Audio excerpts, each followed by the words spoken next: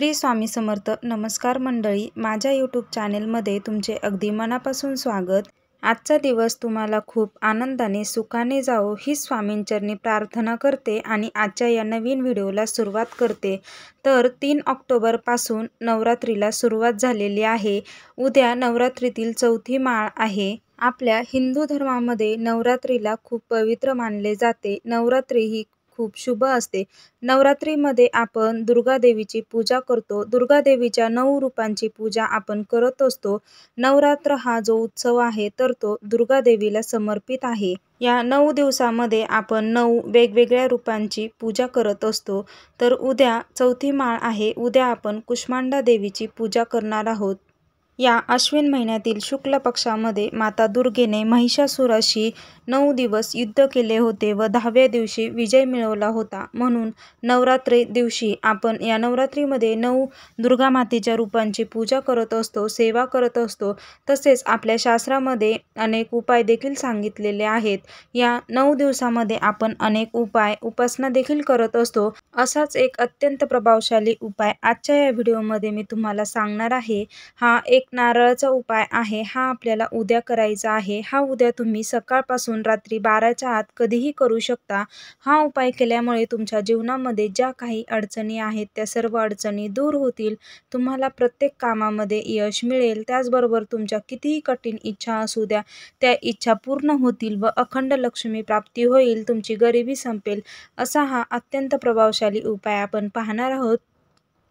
त्यामुळे व्हिडिओ संपूर्ण पहा, अजिबात स्किप करू नका. चॅनेलवर नवीन असाल तर चॅनेलला सबस्क्राईब करा. त्याचबरोबर बेल आयकॉन देखील प्रेस करा, म्हणजे माझ्या प्रत्येक नवीन व्हिडिओचे नोटिफिकेशन तुम्हाला मिळेल. उद्या चौथी माळ आहे. उद्या सकाळी लवकर उठायचं आहे, आंघोळ करायची आहे, स्वच्छ वस्त्रे परिधान करायची आहेत. त्यानंतर आपल्या घटाला माळ घालायची आहे. उद्या कुष्मांडा देवीची पूजा करायची आहे. त्याचबरोबर आपल्याला उद्या केशरी रंग आहे, केशरी रंगाचे कपडे परिधान करायचे आहे. कुष्मांडा देवीला लाल कलर अत्यंत प्रिय आहे. त्यामुळे लाल कलरची फुले आपल्याला कुष्मांडा देवीला अर्पण करायची आहेत. जो कोणी कुष्मांडा देवीची पूजा करत असतो, त्याची उपासना करत असतो, सेवा करत असतो, तर त्या उपवास करणाऱ्या व्यक्तीला, व्रत करणाऱ्या व्यक्तीवर कुष्मांडा देवी प्रसन्न होत असते आणि त्याच्या सर्व अडचणी दूर करत असते आणि अखंड लक्ष्मी प्राप्ती होते, धनप्राप्ती होत असते, त्याला प्रत्येक कामात यश येत असते. त्यामुळे आपल्याला उद्या हा उपाय करायचा आहे. अनेक जणांच्या इच्छा असतात, त्यांनी कितीही प्रयत्न केले तरी त्यांच्या इच्छा पूर्ण होत नाहीत. त्यांना कोणत्याही कामात यश मिळत नाही. 100% जरी दिले तरी काही ना काही अडचणी येतात किंवा तुमची कोणतीच कामे पूर्ण होत नाही. सतत संकटे येत राहतात. तर त्यासाठीच आपल्याला हा एक नारळाचा प्रभावी उपाय करायचा आहे. आपल्या हिंदू धर्मामध्ये प्रत्येक पूजेमध्ये नारळ हा वापरला जातो. नारळ हा देवीचं एक प्रतीक आहे.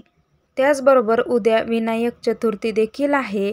तर ही विनायक चतुर्थी नवरात्रीमधील अत्यंत शुभ मानली जाते. उद्या रवी योग देखील तयार होत आहे. या रवी योगामध्ये आपल्याला गणपती बाप्पाची देखील सेवा करायची आहे.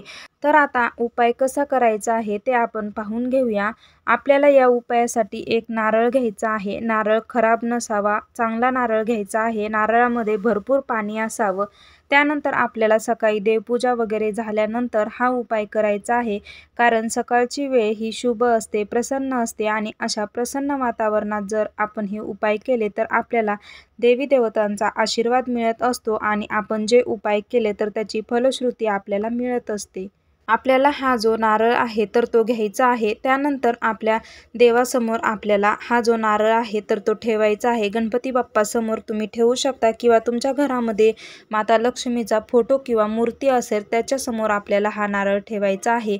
त्यानंतर आपल्याला हात जोडून आपल्याला मनामध्ये लक्ष्मीचं स्मरण करायचं आहे.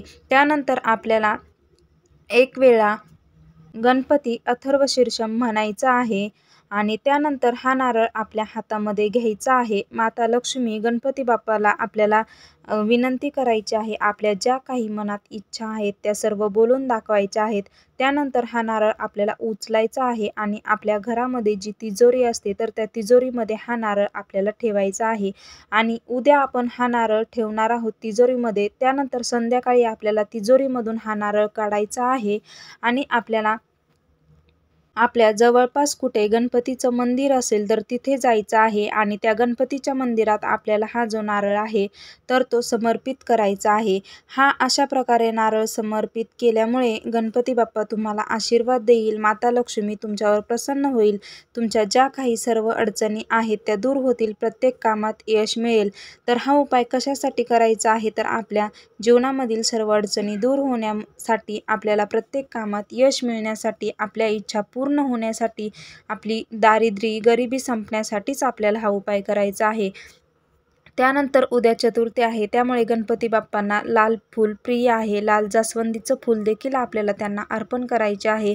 मोदक दुर्वा अर्पण करायचे आहे. हा नारळ जेव्हा आपण देवघरात ठेवणार आहोत त्यावेळेस आपल्याला सर्वात आधी या नारळाची पूजा करायची आहे. नारळावर हळदी कुंकू त्या टाकायचं आहे, धूप दीप फूल टाकायचं आहे आणि त्यानंतर आपल्याला हा उपाय करायचा आहे. त्यानंतर आपल्याला पुढचा उपाय करायचा आहे. जर आपल्याला नोकरीमध्ये यश मिळत नसेल, तुमचं प्रमोशन होत नसेल किंवा व्यापारासाठी आपल्याला हा उपाय करायचा आहे, तर उद्याच्या दिवशी आपल्याला काय करायचं आहे, गुळाचा खडा घ्यायचा आहे, थोडेसे तांदूळ घ्यायचे आहेत आणि ह्या 2 वस्तू आहेत तर त्या नदीमध्ये सोडायच्या आहेत. हा उपाय केल्यामुळे तुमचं नोकरीमध्ये प्रमोशन होईल, नोकरीमध्ये ज्या काही अडचणी आहेत त्या सर्व अडचणी दूर होतील, तुमची व्यापारामध्ये प्रगती होईल, तुमचे व्यापार वाढेल. त्याचबरोबर आपल्याला आपल्या शास्त्रामध्ये अजून एक उपाय सांगितला आहे. जर रविवारी आपण शिव मंदिरात जाऊन शिवलिंगाला जल अर्पण केले आणि लाल फुले शिवपिंडीवर अर्पण केले तर आपल्याला भगवान शिव आशीर्वाद देत असतात आणि आपल्या ज्या काही इच्छित मनोकामना आहेत त्या पूर्ण होतात, आपल्या सर्व समस्या दूर होत असतात. तर हे जे काही उपाय आहेत तर ते उद्याच्या दिवशी आपल्याला करायचे आहेत. अत्यंत प्रभावशाली उपाय आहेत. त्यामुळे तुमच्या जीवनातील सर्व अडचणी दूर होतील, तुम्हाला प्रत्येक कामात यश मिळेल, तुमच्या कितीही कठीण इच्छा असू द्या तर त्या पूर्ण होतील, 7 जन्माची दरिद्री संपेल. असा हा अत्यंत प्रभावशाली उपाय आहे. तर कसा वाटला व्हिडिओ कमेंट करून सांगा आणि असेच व्हिडिओ पाहण्यासाठी चॅनेल सबस्क्राईब करा. भेटूयात असाच एक नवीन व्हिडिओ घेऊन. व्हिडिओ पाहिल्याबद्दल धन्यवाद. श्री स्वामी समर्थ.